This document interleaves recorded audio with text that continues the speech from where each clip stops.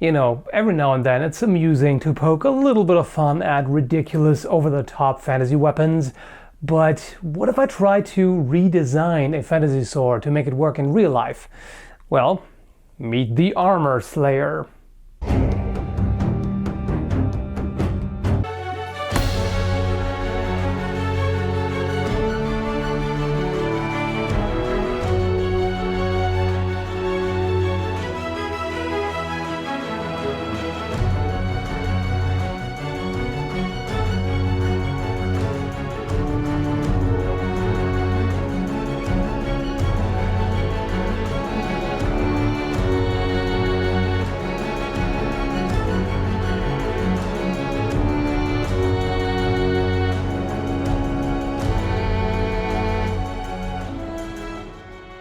Quite a beast, isn't it? I commissioned it from one of my subscribers, Jeremy from Copperheart Forge. And I stumbled upon this concept art of the Armorslayer for Fire Emblem Awakening. Comes in different variations. It's also known as the Armor Cutter and the Armor Killer. They all look a little bit different. This one here in particular caught my eye because of the shape of the point here, if you even want to call it a point. I've seen it occasionally in fantasy games. Ganondorf, for example, also has a sword with a similar blade shape in Super Smash Bros. Melee. And there are actually a few historical swords as well. What I found was swords from the Congo and Central Africa. Like this one here, for example, which is called Ika Kalaka. I don't know much about them. From what I've read, at least some of them were used as executioner swords. I don't know if all of them. But either way, it is a pretty interesting shape. I had to do some redesigning here. If you see on the original concept art, the pommel is actually curved upwards, which is really dumb. I mean, if this was curved upwards, you couldn't use it. This would hit the wrist, so that was changed. And otherwise, you know, the decorations, of course, aren't the same, but the overall shape is definitely the same. So here is the design that I drew, and you can see they're very similar. This also, if I hold it right next to that, might not work too well with the lighting here, but yeah, you can see it's very similar. It looks great, in my opinion. It's a very interesting aesthetic going on. In fact, there's something about the way the pommel is shaped. This looks a little bit like if a Zora from Zelda went barbarian. They would use this, I think. It has this vaguely aquatic, fishy look to it, and it's just, yeah, it's pretty badass. We attempted a few things to make it more usable, because with such a wide blade, it gets very heavy quickly, especially also with the way it flares here at the end. There's going to be a lot of mass here, and in order to make it handle halfway decently for a sword, you have to reduce that a little bit. So one way of doing that was giving it a distal taper. I don't think you can see that in the video. It's not extremely pronounced, but it's there. So meaning that the thickness reduces, tapers down towards the point. And also one idea that Jeremy came up with, or rather a martial arts instructor of his, is adding bronze bolsters right here. So that is intended to give it a bit more mass at the pommel so that it counterbalances that a little bit, as well as these scales here on the guard. That's also solid steel, and that also helps give it a bit more mass here, move the point of balance back further. Here you can see the balance. It's not unusual for a one-handed sword. So let's see right there. And the thing is, this was intended as a one-handed sword that can also be used with two hands, so kind of like a bastard sword. Now, as it turns out, I do consider this really to be more of a two-handed sword, just because of the weight. A strong guy like Greg here can swing it with one hand, but noticeably slower. It's much less agile than a lighter sword. In spite of the attempt to keep the weight and balance practical, this thing weighs over 2 kilograms. If you haven't handled historical sword reproductions, it may not seem like that big of a deal to you. Oh, just, 2.3 kilograms, whatever. But to put that into perspective, it's the same weight as these two historical swords. So this thing, which is almost exactly the same length, is the same weight as these two combined. In fact, it's got a couple extra grams, and there's a reason why historical swords were comparatively light, even though they were used by strong warriors. It's a lot more exhausting because you also have to stop it. If you just swing it at a static, massive target like I'm doing here with this tree stump, oh yeah, you can put all kinds of force into it and you don't have to worry about what happens if you miss, because the thing is not going to move. In a fight, however, with a resisting opponent, they will try to make you miss. And if you do, and then you have this massive overswing that leaves you wide open, you can see right here, there is quite a bit of overswing. I was trying to stop it at an earlier point, but it just kept traveling on. It requires a lot of strength and endurance to put up with that. So you would be at a substantial disadvantage.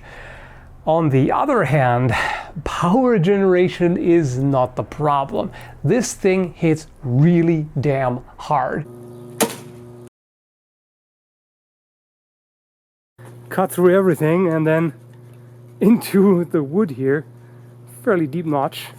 You can knock opponents around, especially armored opponents, more easily, and it's pretty effective against hard targets. For example, a rib cage would offer a pretty decent amount of resistance. This would do a lot more damage against that. And also, the nice thing is this is sturdily enough built that it can put up with the abuse and there's no problem. So it's high quality steel, D2 tool steel, tempered to HRC 57 to 58. And it's got a certain amount of flex to it, so that prevents the blade from breaking. The assembly is also quite solid. You've got, I mean, this is all one piece, essentially, from the pommel here all the way to the point. This is all one piece. And then there are the steel bolsters here, two on each side. These are not important for the structural integrity. They are really just for decoration and to add a little bit more mass to bring the point of balance back further. And then there's the handle scales, bronze bolsters down here, and that's it. So there's really nothing that can go wrong with this. I mean, it could break or bend, anything can, but the structural integrity of this kind of construction method is really good. Cutting silk tatami rolls with this is a lot of fun. It's obviously more sluggish than historical swords, but it can compensate a little bit for poor edge alignment. Even if the edge alignment isn't quite right, this has got so much momentum that it's very likely to just push through and just rip through the rest of the tatami, no problem. You can also cut with the inside of the curve here. That's quite effective as well. And as you swing, this kind of tends to hook material and draw it in. So this makes for a pretty effective cut. I definitely want to do more tests with this. Among other things, I want to see how effective this point is for thrusting. So it's more of a triangle, a rounded triangle, compared to the rounder crescent shape of the original. And I made that so that there's like a bit of a point, and this is all sharpened. So it's going to be interesting to see how much you can do with that. I would think that at least against certain targets, this should definitely enter. Maybe not as deeply as an actual sharp point, tapered point on a lot of other sword blades, because this is just very wide, so a lot of this area is in contact with the target as opposed to concentrating the force on a smaller surface.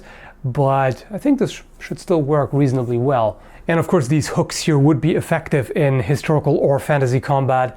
I mean, the term Armorslayer is pretty appropriate. If you imagine all of this energy being concentrated at that small tip, yeah, that would certainly damage a lot of armor. I mean, unless you have fairly sturdy steel plate, anything else would probably be penetrated by this. Mail, I don't think stands a chance against this. Also, just a blunt impact transferred through it would be nasty. And also, of course, these could be used for hooking, hooking a shield or the opponent's weapon. And if this really does work for thrusting, you could hook into the shield, pull it down, and then there's the thrust. Also, as far as cuts are concerned, there's an interesting thing to consider. So this arming sword here has a longer blade, as you can see, but if you think about it, this would be an effective part of the blade to strike with. You can cut further down, of course, for a bit more of a draw cut, but this would do a lot of damage because the point would enter, and then these two edges here would start cutting and would just kind of rip things open. Rather nasty. The arming sword, on the other hand, has a certain point right here, the center of percussion.